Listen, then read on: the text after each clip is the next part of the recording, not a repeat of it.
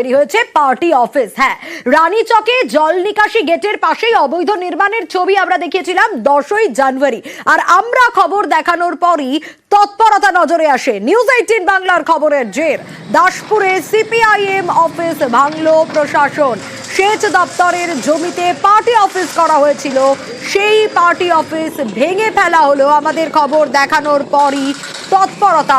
সুকান্ত রয়েছে আমার সঙ্গে। সুকান্ত, 10ই জানুয়ারি আমরা এই খবর দেখিয়েছিলাম, আর আমাদের খবরের পরই তৎপর প্রশাসন।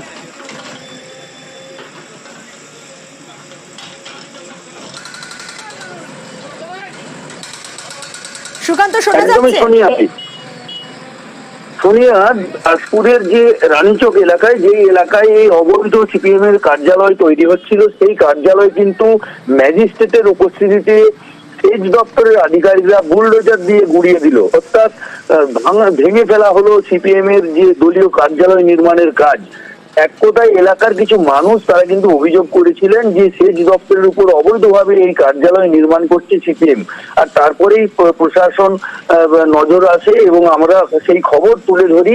তারপরেই কিন্তু প্রশাসনের নজরদারিতে সেই অবৈধ নির্মাণ ভেঙে গুড়িয়ে দেওয়া হয়। সোনিয়া, বেশ, তো একটা চক্রান্ত, কারণ আমরা দীর্ঘ প্রায় 38 বছর ধরে পার্টি অফিসটা আছে, সেখানে হচ্ছে এখান থেকেই আমরা কার্য পরিচালনা করি।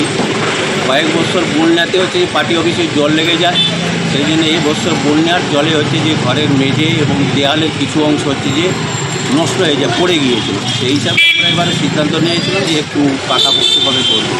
সেই হিসাবে তৈরি করেছিলাম হচ্ছে যে তৃণমূলীরা বা অন্য কারা মানে চক্রান্ত করে এটাকে অফিসকে দিয়ে করানো হয়েছে। এলাকার চাষিরা ওই আমাদের জল নিকাশির একমাত্র পুল ওটা, আর এটা হচ্ছে বিপজ্জনক এলাকা। প্রত্যেকটা বারে ওখানে মধ্যে বন্যার সময়তে নষ্ট হয়ে যায় এবং বিপদ দেখা যায়।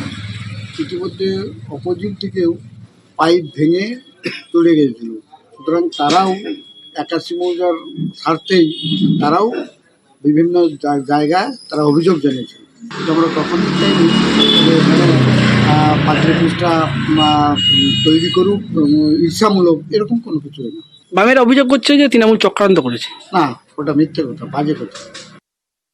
ঘাটাল সাব ডিভিশন ওনার নির্দেশে এই অর্ডারটা উনি করেছিলেন। এখান থেকে ইলিগালভাবে চলুন না ভাই, চলুন রাস্তাটা ছাড়ুন।